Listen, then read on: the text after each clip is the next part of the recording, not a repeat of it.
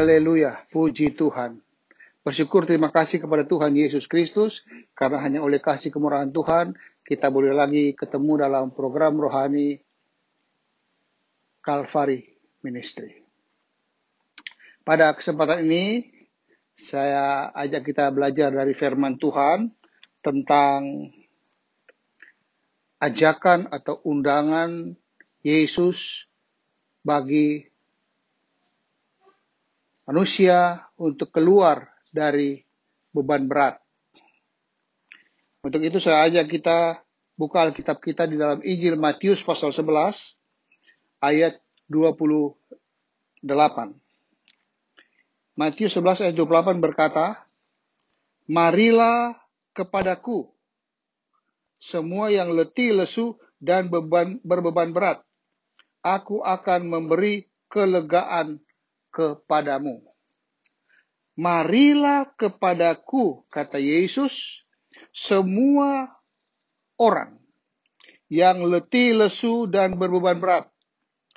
Aku, yaitu Yesus, akan memberi kelegaan kepadamu.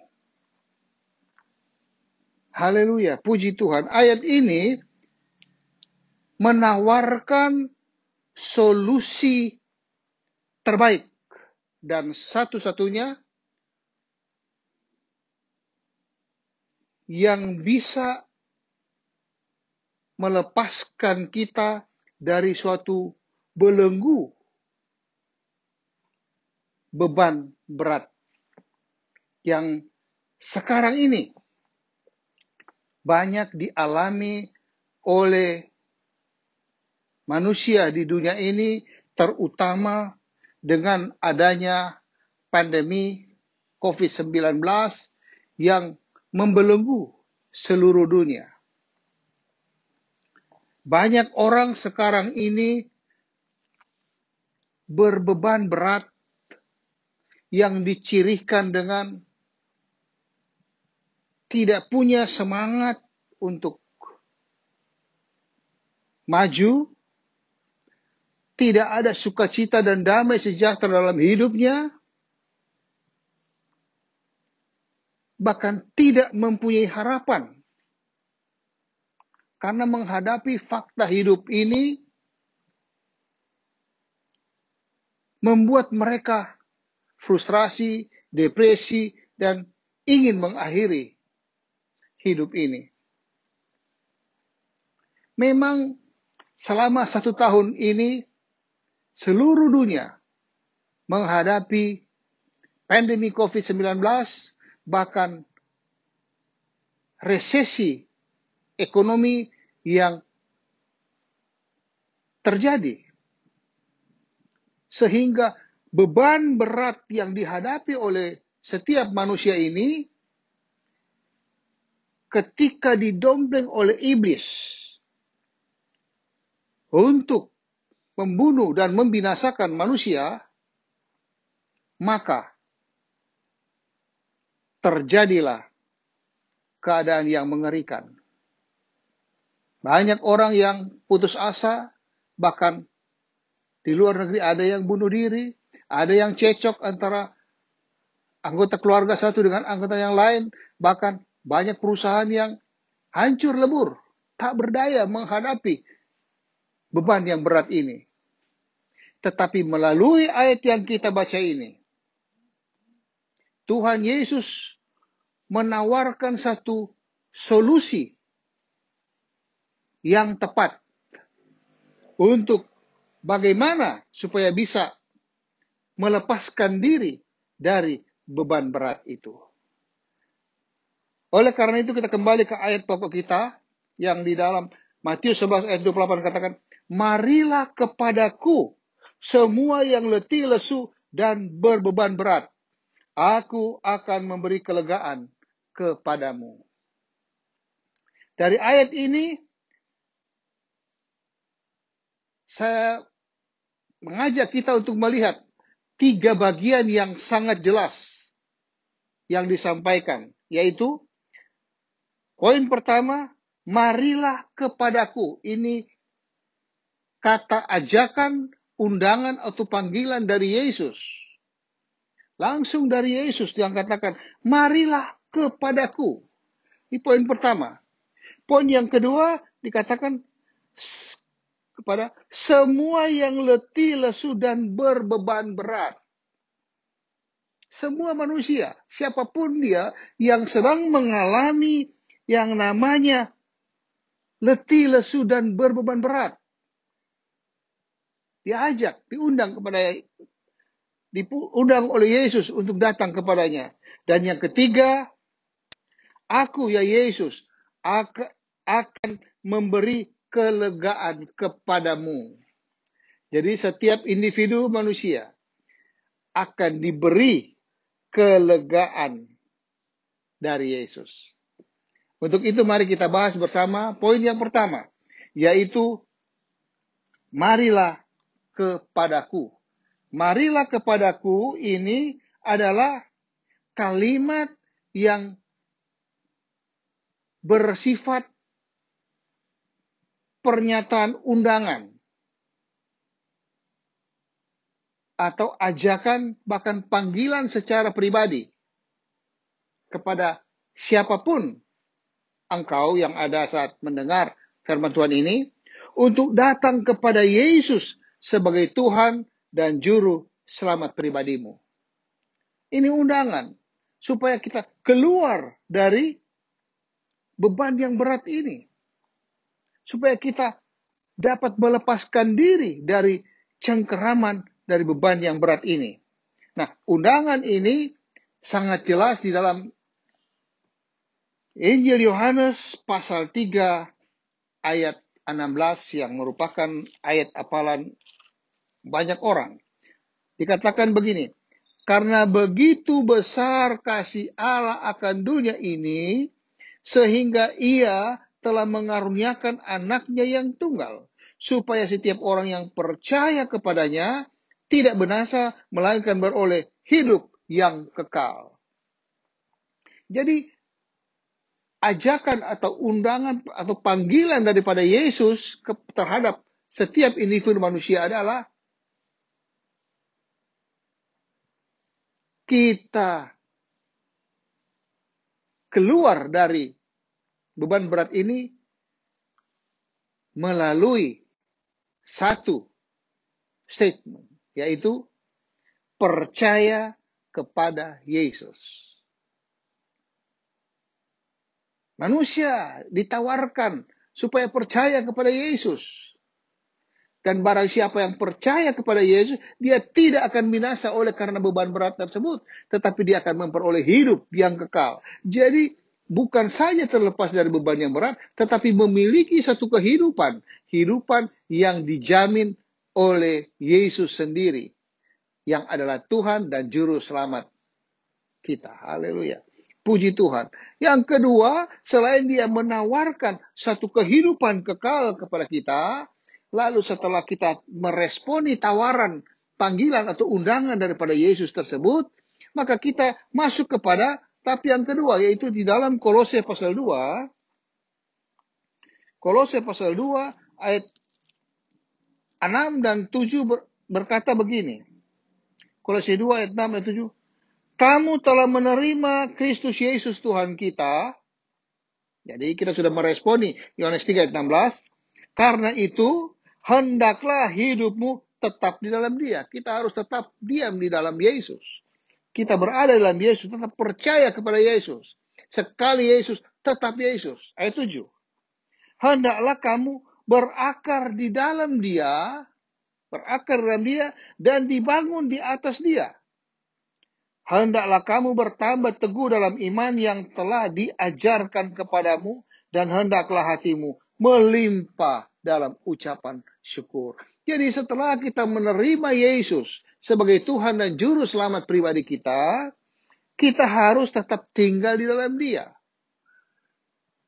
Nah, di dalam Dia tersebut kita harus berakar. Berakar di dalam Dia. Kita harus betul-betul mendalami tentang Yesus. Itulah sebabnya sangat jelas di dalam Efesus pasal 3 ayat 16 dan 17 berkata, Efesus 3 ayat 16 dan 17 berkata, Aku berdoa supaya ia, menurut kekayaan kemuliaannya, ini doa Paulus, menurut kekayaan kemuliaannya, dia menguatkan dan meneguhkan kamu oleh rohnya di dalam batinmu. Ada Roh Kudus di dalam hidup kita yang akan memberikan kita kekuatan dan meneguhkan iman percaya kita itu.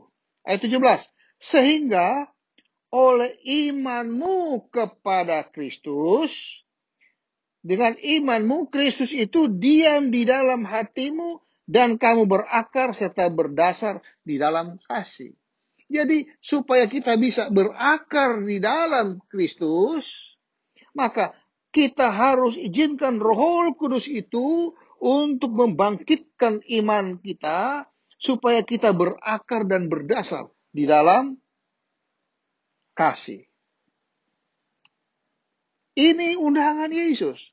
Selain kita menerima Yesus sebagai Tuhan dan Juru Selamat pribadi yang ditawarkan kepada dia karena betapa besar kasih Allah akan dunia ini sehingga dikaruniakan anaknya yang tunggal kepada kita. Dan kalau kita percaya kepada Yesus, kita tidak binasa, beroleh hidup yang kekal. Nah, setelah kita memperoleh kehidupan yang kekal itu, kita tidak tinggal diam. Tetapi kita harus memiliki suatu moto, sekali Yesus tetap Yesus, yang mana kita bertumbuh atau berakar di dalam dia. Yaitu Roh Kudus yang akan membangkitkan iman percaya kita, memberikan pertumbuhan pada iman percaya kita, sehingga kita berakar dan berdasar di dalam kasih. Bahwa iman kita ini diwujudkan dengan kasih, sebagaimana Yesus adalah penuh dengan kasih sayang kepada kita. Selanjutnya, juga diajarkan di dalam ayat ini, ayat 6 tadi dikatakan, di dalam Efesus tadi, di dalam Kolose 2 ayat 6 dan 7 tadi dikatakan bahwa selain kita berakar, ayat 6 dikatakan, hendaklah kamu berakar di dalam dia dan dibangun di atas dia, hendaklah kamu bertambah teguh dalam iman yang telah diajarkan kepadamu. Iman yang diajarkan. Diajarkan ini berbicara tentang pengajaran. Pengajaran itu penting buat kita. Karena dewasa ini banyak ajaran-ajaran yang menyesatkan kita. Sehingga kita bisa terjerumus kepada kebinasaan. Tetapi kalau kita tetap pegang namanya ajaran yang benar, maka kita pasti bertumbuh dalam iman kepada Yesus Kristus. Untuk itu kita lihat dalam Efesus pasal 4, ayatnya yang ke-21 sampai 25 berkata begini. Karena kamu telah mendengar tentang dia, yaitu, dan menerima ajaran di dalam Yesus menurut kebenaran yang nyata dalam Yesus, yaitu bahwa kamu berhubung dengan kehidupan kamu yang dahulu, harus menanggalkan manusia lama yang menemui kebinasaannya oleh nafsunya yang menyesatkan, supaya kamu diperbaharui di dalam roh dan pikiranmu, dan mengenakan manusia baru yang telah diciptakan menurut kehendak Allah di dalam kebenaran dan kekudusan yang sesungguhnya. Karena itu buanglah dusta dan berkatalah benar seorang kepada yang lain, karena kita adalah sesama anggota. Karena kita adalah sesama anggota, artinya kita adalah tubuh Kristus. Oleh karena kita adalah sama tubuh Kristus, kita jangan saling mendustai. Di sini katakan, buanglah segala dusta dan berkatalah seorang kepada yang lain secara benar di dalam kebenaran dan kekudusannya Tuhan. Sebab itu buanglah segala yang namanya kehidupan lama yang berhubungan dengan yang dikatakan sebagai hidup dalam kebinasaan oleh nafsu yang menyesatkan. Kita harus buang semuanya itu. Lalu kita berkata benar antara satu dengan yang lain sebagai satu tubuh Kristus. Jadi dari sini kita bisa melihat ajakan Tuhan, undangan Tuhan, panggilan Tuhan buat kita. Selain kita diundang untuk bisa percaya Yesus sebagai Tuhan dan Juru Selamat pribadi, supaya kita boleh memiliki kehidupan kekal, Setelah kita memiliki kehidupan kekal, kita harus berakar di dalam Yesus, yaitu sekali Yesus tetap Yesus. Selain itu juga kita harus bertumbuh. Kita harus menerima pengajaran yang benar. Supaya kita meninggalkan yang namanya nafsu yang membawa kita kepada kesesatan. Tetapi kita hidup di dalam kehidupan yang baru diperbaharui dalam roh dan pikiran kita. Lalu kita mengenakan manusia baru itu yang telah diciptakan menurut kehendak Allah di dalam kebenaran dan kekudusan. Haleluya. Puji Tuhan. Jadi Yesus berkata, marilah kepadaku. Artinya kita datang kepada keselamatan Yesus. Kita jadikan Yesus sebagai Tuhan dan Juru Selamatnya. Kita bertumbuh dalam Yesus, berakar dalam Yesus. Dan kita memiliki ajaran yang benar dengan meninggalkan semua ajaran-ajaran sesat. Itu poin yang pertama. Poin yang kedua, dikatakan kepadaku, semua yang letih, lesu, dan berbeban berat. Letih, lesu, berbeban berat ini berbicara tentang belenggu. Belenggu, suatu belenggu yang membuat kita tak berdaya. Sehingga beban itu begitu berat. Tidak mampu kita pikul beban itu. Apa belenggunya? Ada 5 belenggu yang Tuhan nyatakan melalui firman-Nya kepada kita pada kesempatan ini. Pertama yaitu belenggu oleh dosa. Kita tahu bahwa karena dosa, manusia itu hilang kemuliaan daripada Allah. Artinya upah dosa adalah membawa kepada maut. Itu Roma 6 ayat 3 katakan. Jadi dosa ini membawa kita kepada kebinasaan. Oleh karena itu dalam Roma pasal 12 berkata begini.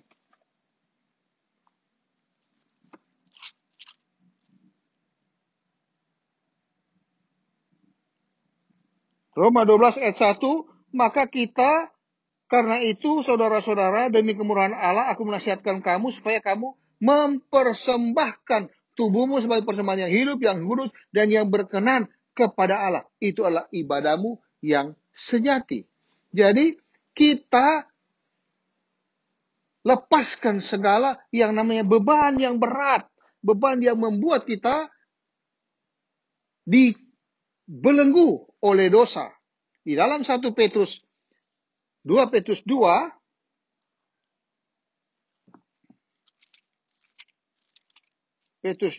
ayat 24 berkata,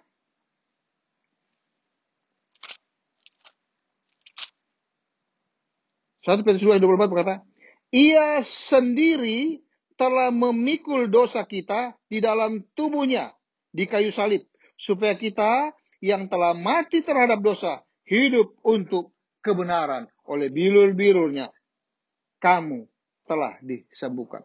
Jadi ayat ini mengatakan bahwa dia sendiri yaitu Yesus yang telah memikul segala dosa kita.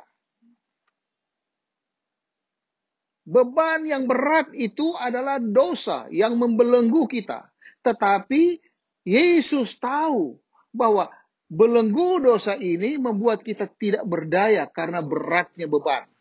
Oleh karena itu, Yesus datang ke dalam dunia ini, dia menyerahkan nyawanya menjadi tebusan buat kita, sehingga ayat katakan, ia sendiri telah memikul dosa-dosa kita di dalam tubuhnya.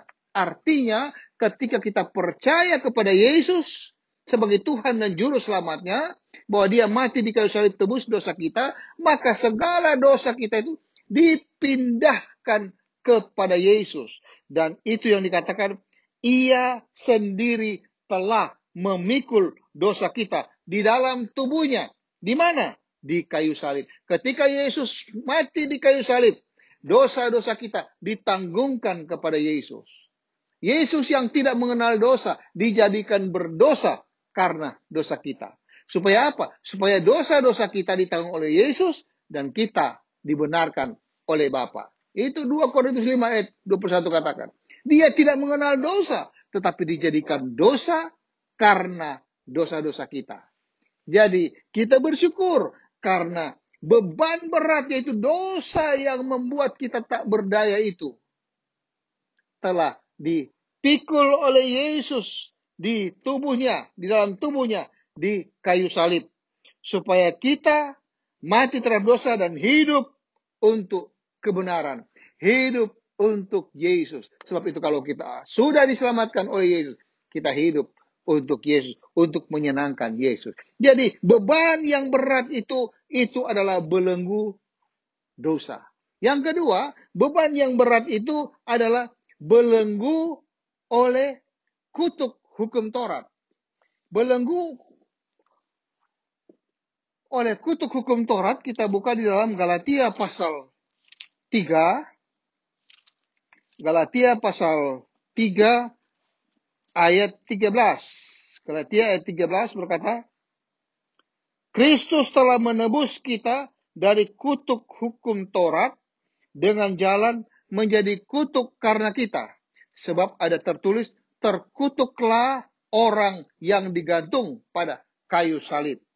Terkutuklah orang, yaitu Yesus yang tergantung di kayu salib. Untuk apa Yesus tergantung di kayu salib?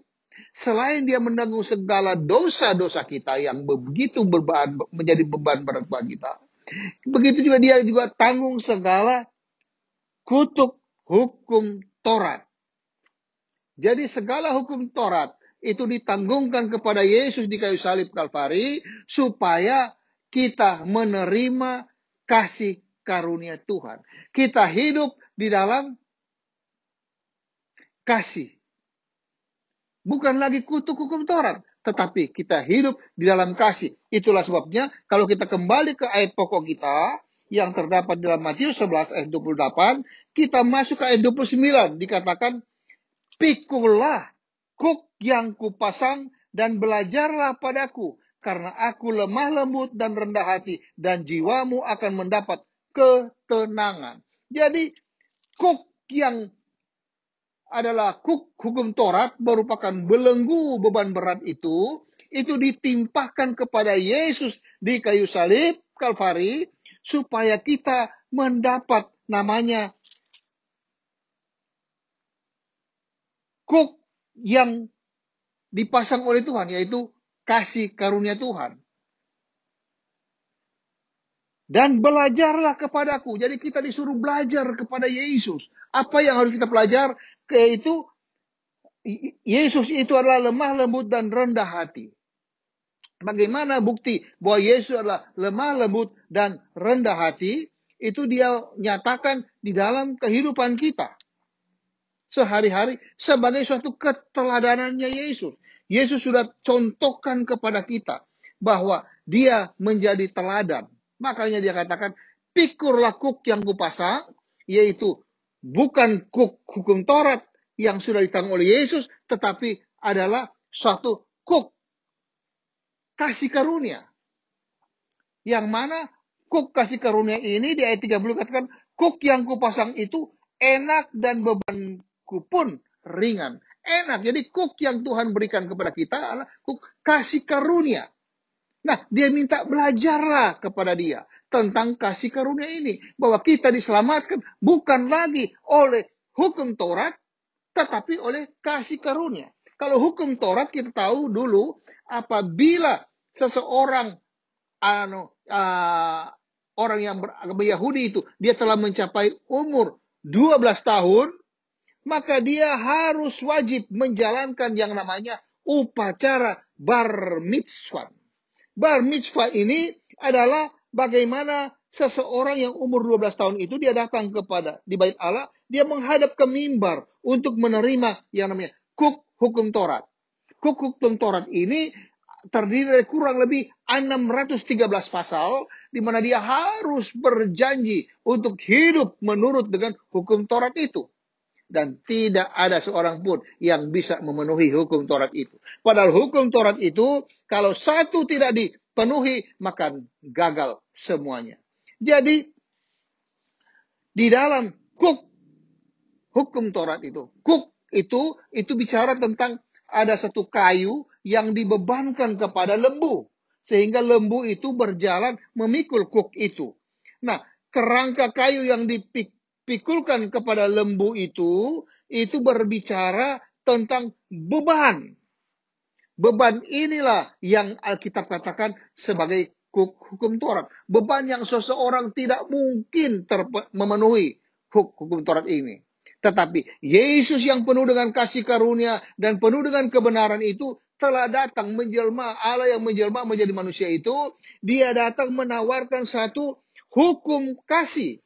Bukan lagi hukum Taurat, tapi hukum kasih, yaitu kasih karunia. Kita diselamatkan oleh iman kepada Yesus penuh dengan kasih karunia. Yesus yang dikaruniakan oleh Bapa untuk menjadi tebusan bagi kita. Dan ketika kita beriman kepada Yesus itu, maka kita memiliki keselamatan. Dan itulah Yesus katakan, kuk yang kupasang itu, kuk kasih karunia itu, ayat 30 katakan, enak dan bebanku pun ringan. Enak. Jadi kasih karunia itu memang enak. Kenapa? Karena kita percaya kepada Yesus, kepada Tuhan sebagai Tuhan dan Juru Selamatnya. Kemudian kita beriman itu kita berakar, kita belajar hal-hal yang benar tentang Yesus, kita boleh bertumbuh dan berbuah banyak. Haleluya. Puji Tuhan. Jadi dari sini kita bisa melihat bahwa hukum Taurat itu merupakan beban yang berat.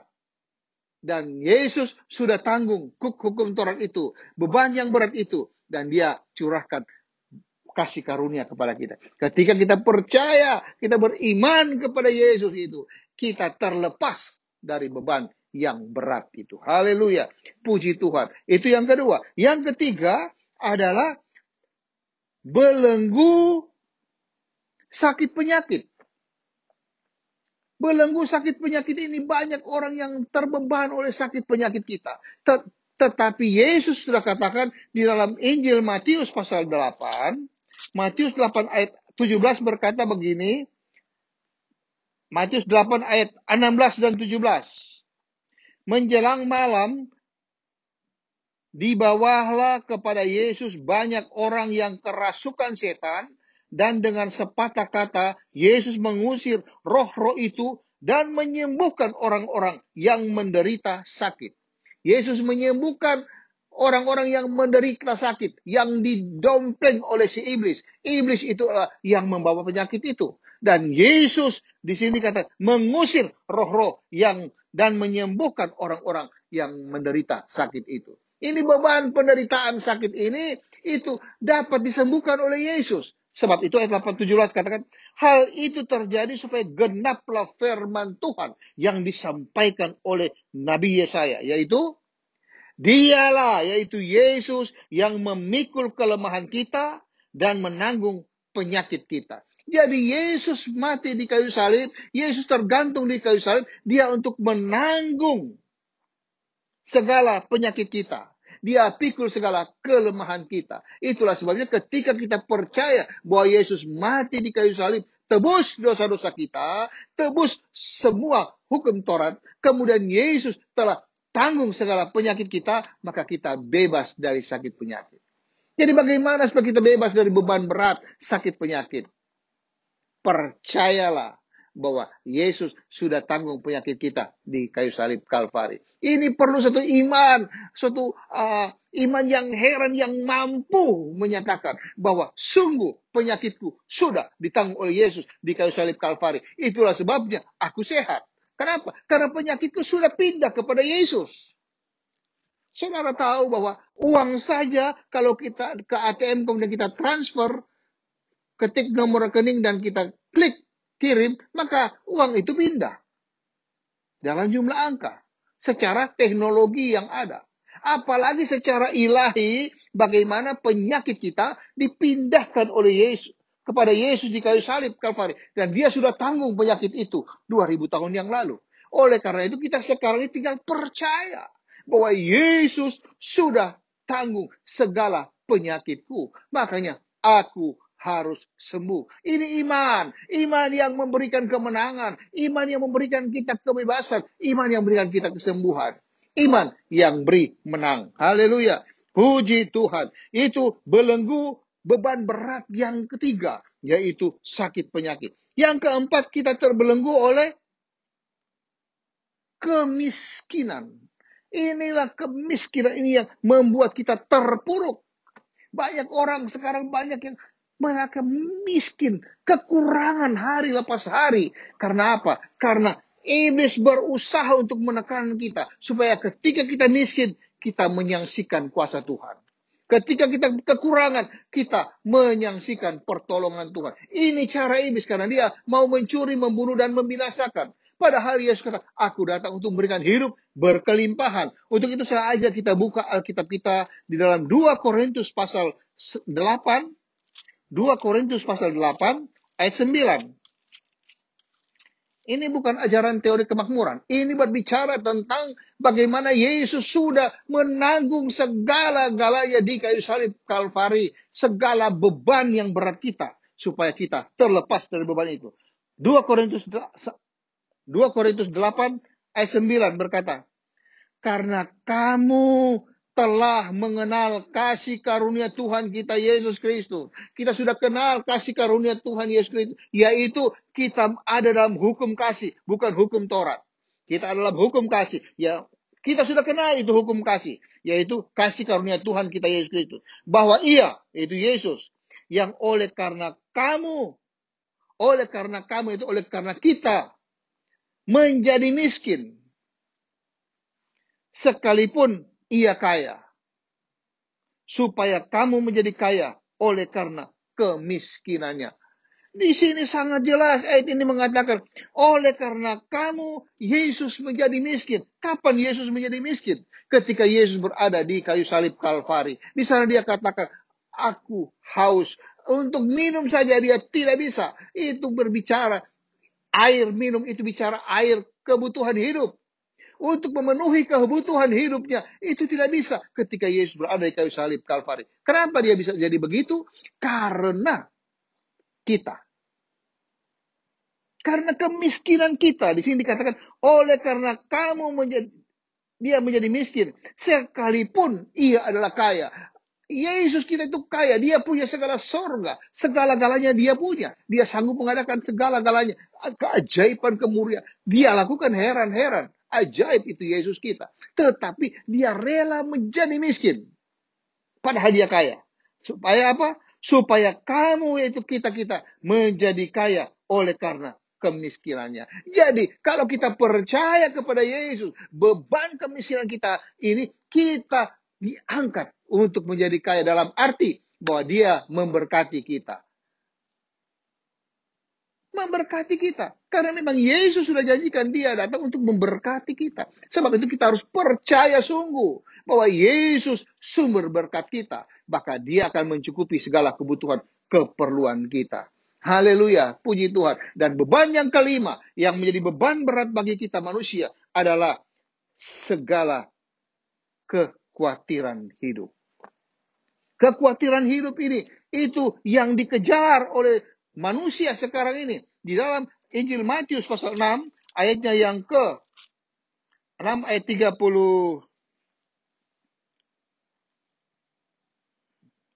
ayat 31 dan 32. Sebab itu janganlah kamu khawatir dan berkata, apakah yang akan kami makan? Apakah yang akan kami minum? Apakah yang akan kami pakai? Ayat 32. Semua itu dicari bangsa-bangsa yang tidak mengenal Allah.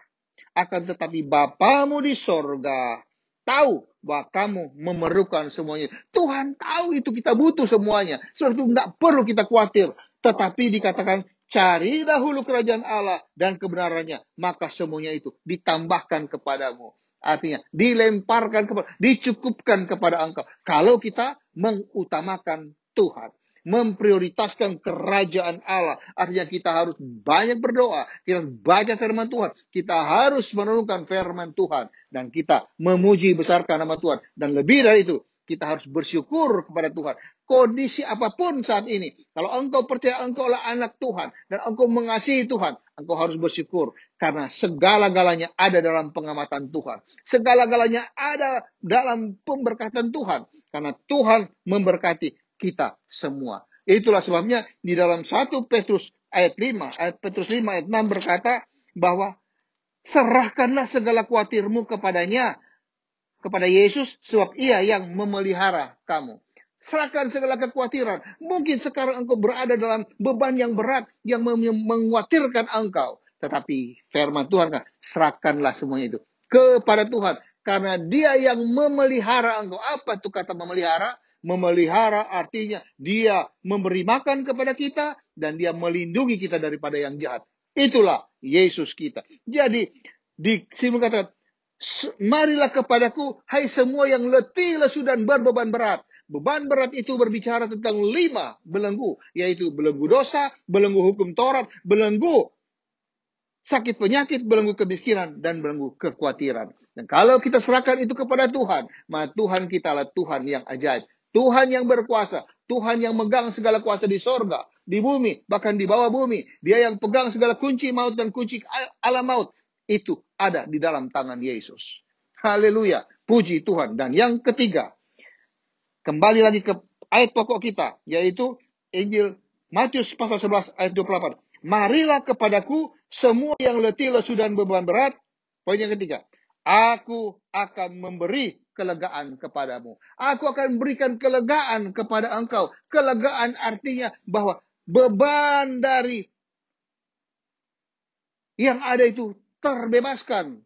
Artinya bebas dari kesukaran atau kita menikmati suatu keadaan yang berbahagia bersama dengan Yesus. Itulah sebabnya kalau kita buka di dalam Keluaran pasal 33, Keluaran 33, ini ayatnya yang ke-13 dan 14 berkata begini. Keluaran 33. Maka sekarang, jika aku kiranya mendapat kasih karunia di hadapanmu, beritahukanlah kiranya jalanmu kepadaku, sehingga aku mengenal engkau, supaya aku tetap dapat kasih karunia di hadapanmu. Ingatlah bahwa bangsa ini adalah umatmu. Lalu ia, ya Allah, berfirman, aku sendiri hendak membimbing engkau dan memberikan ketentraman kepadamu. Ini adalah ketika Musa berdoa minta kepada Tuhan supaya ada penyertaan Tuhan ketika dia memimpin umatnya di padang gurun. Di suatu padang gurun yang penuh dengan tantangan yang berat. Tetapi dia minta, Tuhan tolong sertakan. Kalau engkau bilang memberikan aku kasih karunia, engkau menyertai aku. Dan Tuhan jawab ayat 14. Aku sendiri hendak membimbing engkau dan memberikan ketentraman kepadamu. Ini Tuhan sendiri yang berikan ketentraman. Bimbingan Tuhan. Firman Tuhan kata, aku sekali-kali tidak akan membiarkan engkau. Aku sekali-kali tidak akan meninggalkan engkau. Artinya ada pembimbingan Tuhan, ada penyertaan Tuhan. Dan di sini katakan, dan aku akan memberikan ketentraman kepadamu. Artinya ketentraman berbicara tentang keamanan dan kesejahteraan. Kapan itu terjadi? Ketika kita bersama Yesus. Hidup bersama Yesus. Di dalam Ibrani pasal 4. Ibrani pasal 4 ayatnya yang ke-11 berkata, 4 ayat 11. Karena itu baiklah kita berusaha untuk masuk ke dalam perhentian itu. Supaya jangan seorang pun yang jatuh karena mengikuti contoh ketidaktaatan. Jadi kalau kita sudah dijanjikan oleh Tuhan, bahwa Tuhan akan memimpin kita, membimbing kita kepada suatu ketentraman, ke dalam suatu kenyamanan, suatu hidup yang penuh dengan kelegaan, hati-hati. Kita harus setia dan taat kepada Tuhan. Jauhkanlah hidup kita dari ketidaktaatan. Tuhan menghendaki kita taat kepadanya. Dan kalau kita lihat di dalam Yohanes 15, Yohanes pasal 15 ayat 5 berkata bahwa akulah pokok anggur dan kamulah ranting-rantingnya. Barang siapa tinggal di dalam aku, terus tertancap dalam aku, itu namanya menmo, itu bertahan di satu posisi, yaitu tetap bersama dengan Yesus, Barang siapa tinggal dalam aku dan aku di dalam dia, ia berbuah banyak. Sebab di luar aku, kamu tidak dapat berbuat apa-apa. Di luar Tuhan kita tidak bisa berbuat apa-apa. Hanya jika kita bersama dengan Tuhan, Tuhan Yesus menolong kita. Sebab itu, bagaimana supaya kita bisa melepaskan diri dari beban yang berat itu? Datang kepada Yesus. Terima tawaran Yesus. Yesus yang menawarkan kita supaya kita hidup di dalam dia, bergerak di dalam dia, dan ada di dalam dia. Ayat terakhir di dalam Kisah Rasul pasal 17 dikatakan, ayatnya yang ke-28a berkata begini. 17 ayat 28a. Sebab di dalam dia, di dalam Yesus, kita hidup, kita bergerak, mengadakan aktivitas, dan kita ada. Itulah kita. Sudah ditentukan oleh Tuhan. Di dalam Yesus, kita hidup, kita bergerak, kita ada. Haleluya. Puji Tuhan. Itulah sebabnya kita harus percaya kepada firman Tuhan. Apa yang Tuhan tawarkan kepada kita. Bahwa dia rindu kita. Supaya kita memiliki keselamatan kekal di dalam Yesus Kristus. Dan kita bertumbuh dan berbuah, buah lebat di dalam dia. Kita melepaskan segala belenggu-belenggu yang memberatkan hidup kita. Maka kita akan memiliki hidup yang penuh dengan ketentraman dan kesejahteraan. Terpujilah nama Tuhan. Kalau kita percaya firman Tuhan ini, kita mengerti firman, kita melakukan firman Tuhan ini, maka kita pasti diberkati oleh Tuhan. Kita pasti terlepas dari belenggu yang berat itu. Haleluya. Puji Tuhan. Sekali Yesus, tetap Yesus.